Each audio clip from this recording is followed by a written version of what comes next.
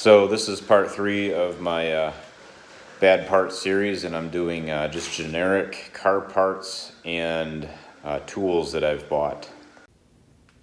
Next, let's go for some MSD spark plugs, wires, and cables. So I kind of like the idea of making your own spark plugs. You can make them the length. For whatever reason, MSD advertises that their spark plug wires are 50 ohms per foot.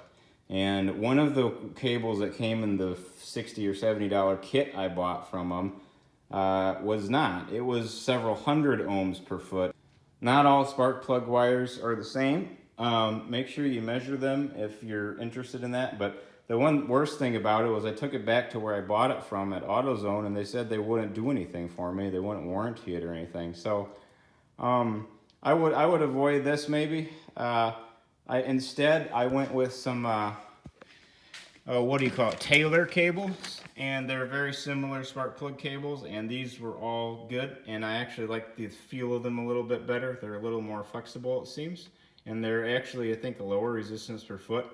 Now, some of you guys might realize here that when it comes to AC voltage, like on these spark plugs, that resistance does not matter. What does matter is impedance, which is 90 degrees shifted either clockwise or counterclockwise on the spectrum, which impedance is really the measurement that you want to worry about with spark plugs. But either way, MSD did not even meet the spec that they defined, so I think that's kind of garbage, and they treated me like trash over it too.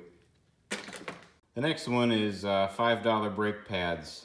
These are a terrible disappointment. They make a lot of dust, make a lot of noise, they smell. Good brake pads are definitely worth it. That's all I said about that. This is more or less just being mindful of what you do. Some hoses are not rated for certain things. You need to buy a hose appropriate for what you're using it for. For example, hoses need to be spec'd out for air conditioning or Freon. They need to be spec'd out for oils like transmission oil, and they need to be spec'd out for gas and maybe even ethanol separately. So beware of different hoses that you buy. You can't just use any hose for anything. This is a remanufactured brake caliper. It's made out of aluminum, and it's very easy to strip these bolts. I've actually stripped bolts on mine 3 different times after buying a new one even. Just be really careful and don't apply hardly any torque to this banjo bolt to get it torqued down. And the stupid thing on these remanned ones is the shipping to return it to get your remanufacturing cost core reimbursement back is like as much as the reimbursement, so there's no reason to send them back. So they run into shortages on them. This is an exhaust V-band clamp. This is more of just a beware of using. These are perfectly fine to use, except they are stainless steel. And stainless steel will gall, and if you use an impact driver on stainless steel, bending it, or worse, you can snap the parts off. Always use stainless steel fasteners with aluminum anti-seize. I ordered a similar V-band flange as a replacement for this one, and it came and actually the welds on it broke right away. It must be Chinesium too, but it's still usable. It's just not fun. Another thing to completely avoid like the plague would be cork gaskets, and I would even go as far to say as these black gaskets with RTV on them. These are a pain in the butt to get off with the razor blade, and they just leave so much crap all over your engine when you need to change it or get in somewhere. And I mean, this gasket, when you seal it up, is intended to break for the most part. Like, they're designed for one use, one installation. I just would get a higher quality gasket that's maybe molded out of aluminum or something, or with rubber molded into aluminum. I'm not sure what the best thing you can do for things. Sometimes you don't have an option. You might not even have an option for this specific rear cover gasket. But cork gaskets are the same story, and these actually, I think, are very susceptible to leak, so don't get those. Next up is these GM certified or whatever coolant system seal tabs.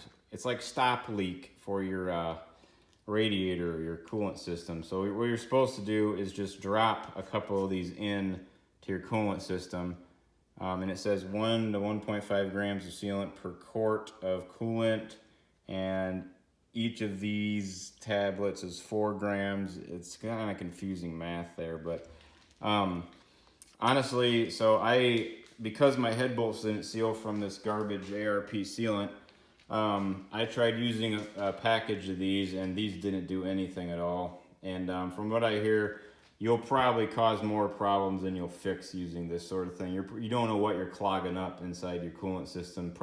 You're probably clogging up some radiator passages really good. You don't want to do that. So I just stay away from these and do stuff right to begin with.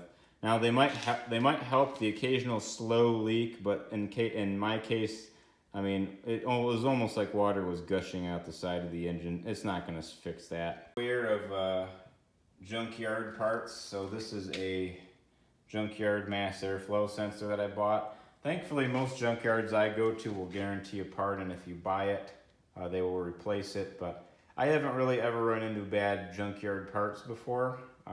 But they are used parts. Just have that in mind when you buy one, and it could have some wear on it. If you're into spray paint work or anything, then some things that I would never recommend would be Rust-Oleum spray paint cans. I don't know, their paint seems to be okay. I mean, I've never had Rust-Oleum paint last that long, but maybe a year before it starts rusting again, but I didn't take my time and do it right.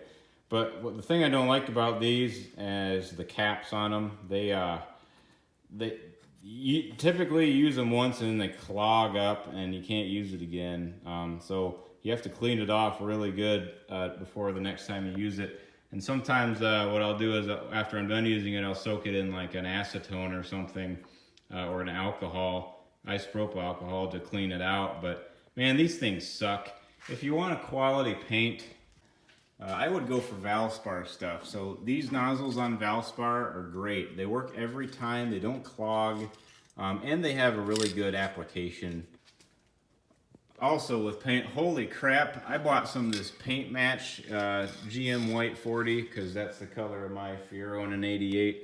And holy crap, this stuff was great. The paint that didn't match was a custom mixed paint thing for my local shop in town. They did a horrible job matching my paint. It might be difficult to see, but you can see clearly the different color of paint over here. And this was an experiment. I didn't intend for this to look pretty at all, but this paint just did not match one bit. I don't know what the deal was with that, but man, that paint match stuff off the shelf was way better than getting something custom mixed up. This is just representative of the product that I don't like. This is actually a great one here, but if you want a good loosening up penetrating oil, I hate PB Blaster. I don't think it works worth the crap.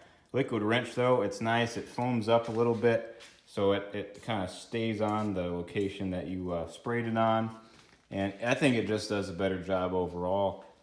Even better than that, some guys will claim that mixing acetone with transmission fluid 1-to-1 will actually do even better of a job of creeping and loosening up tight fasteners and bolts and lubricating stuff. So take it for what it is.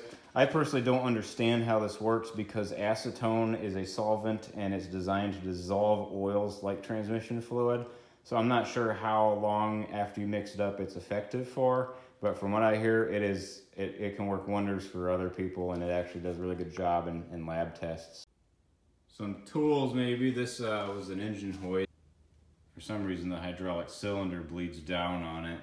And this compressor here, thankfully I got a couple $100 back for it, but when it showed up it was broke. It had a broken motor mount on it, so this motor vibrated back and forth like nuts. So I bought this $15 tool shop caliper, 6-inch caliper from Menards. And I always say about Menards, it's like Harbor Freight quality, but for Lowe's prices. This thing is total garbage. I never dropped it or anything, but it's digital, and it even out of the box, I don't think it ever read right. So you see how I was at 0 and I go back now, and now it's at 0.29. Good gosh, man. This thing is the most unreliable measurement instrument I've ever purchased. Instead, I bought something like this. This is a gear-driven, it's also Chinesium, but it's gear-driven, it can't break, and it's very, very accurate from what I've found. It measures things to the 1,000th of an inch. And it has, you see the two different dials, one for inch, one for millimeters. It's just analog, so the way that you read this is that's 0.344 inches there. And it's a foot long as well, so it's pretty useful for measuring a lot of things. If you ever see a boot clamp tool or a band clamp tool like this run like the wind, man, these things are horrible to use and they don't do a good job whatsoever. Get something nicer. I ended up buying a nicer one, and this one is does everything for you and clamps it and crimps the connection and stuff too. So just don't buy the cheap tools. This style right here was just terrible too. It just did not work. It didn't hold. I tried this like a dozen times, and you got to be a wizard or an expert to use that stupid tool. So on my exhaust, I bought these generic exhaust hangers from just a farm store, and for some reason one of them was ripped and it broke right in half, but I took it back and got another one for free. These here are a newer type of green O-ring. I forget what the name is. I'll put it on the screen here. But these O-rings are pretty universal and they're very tough, and you can use them for AC and anything. Some guys in shops just prefer to use these over any other style of O-ring anymore because they can do everything and they're the best. If you are wiring stuff, I try to avoid these butt connectors as much as possible. Basically, you just crush them onto the wires, and they're not very reliable. If you're experienced, you can probably get by with doing this often, but in my experience, they're just not a very good way of tying two wires together. The best way of doing that is soldering and heat shrinking, in my opinion.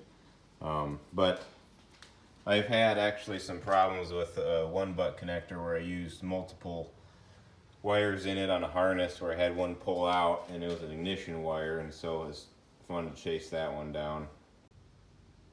Here's another one for you, solid core wire. You don't ever want to use solid core wire in practically anything. The only real common application for it now is household wiring anymore. I don't use this because it doesn't flex, and if it does flex too much, it will break off and cause high resistances. There's just no good reason to use solid wire. Use stranded braided wire every time. These two style of wire stripper here are awful. They're variable in how much insulation they actually take off, and you can break the wires with these very easily if you don't know what you're doing. Instead, go for something like this that has the right gauges in there, and if you don't know what your wire gauge is, you might be able to see it on the insulation. Or you can test it out, but you can always just cut off the end if you have the wrong gauge the first time and cut into the wires. These car ramps here for driving up on are just not that effective. They're cheap generic ones. Just get the more expensive ones. These things kind of suck. If your tires are wet from snow or rain or something, they just slide right up these and it chews up your tire real bad. This here is a bolt extractor that's designed to have a hole drilled, and then you tap this into the hole and you're supposed to be able to back out the strip fastener. Honestly, if the strip fastener is seized in, these will break off immediately. So if you're trying to get a seized thing out, don't get these. If you've ever bought a newer gas can, you find that these stupid mechanisms on them, you have to press down in order for fuel to come out for some safety garbage. Honestly, every time they have a lock on them too. I always rip those off because it just makes it harder and more complicated to operate, especially when you got a big heavy gas can and you're trying to aim it in your freaking hands. On the older ones that were kind of this style, you could just rip out the mechanism completely, but on the new ones, I haven't been able to do that. These are release tools for gas line fittings that are push on. I don't know what you call them, but these are super difficult to use. I don't know if there's something better out there either. I'm not a pro. Throw away all of your Harbor Freight jack stands immediately. These Harbor Freight clamps suck. This corded Harbor Freight power drill sucks. This Harbor Freight heat gun smokes every time I use it, but it gets the job done. It was $8. You know, if Chinesium didn't exist, I don't think 80% of my problems would exist. These oil filter wrenches are kind of hard to use, not very good at anything. I prefer one like this. It has more of a clamping action on it. It can clamp all the way around. This is a Schumacher 75 amp battery charger, and I've never liked this thing. It's really hard to know what it's doing when it's charging because it's constantly going up and down. The display gauge is just always changing. It's just weird. Maybe other ones are like that too. I've never had another one like this. These little socket parts organizers are okay at best, but the sockets do fall off them frequently, and you can adjust them, but they're just kind of a bummer if you lay it down and half your sockets pop off. So please let me know in the comments below if you'd like me to make a video on stuff that I've had a lot of success with and liked. Also let me know if you have some similar experience with bad parts like these that you'd like me to cover in a future video. And let me know if I got any of the stuff wrong or if any of these parts work for you, please down below. Thank you for watching, my Fiero friends, and remember, if you don't like it, don't watch it. See ya.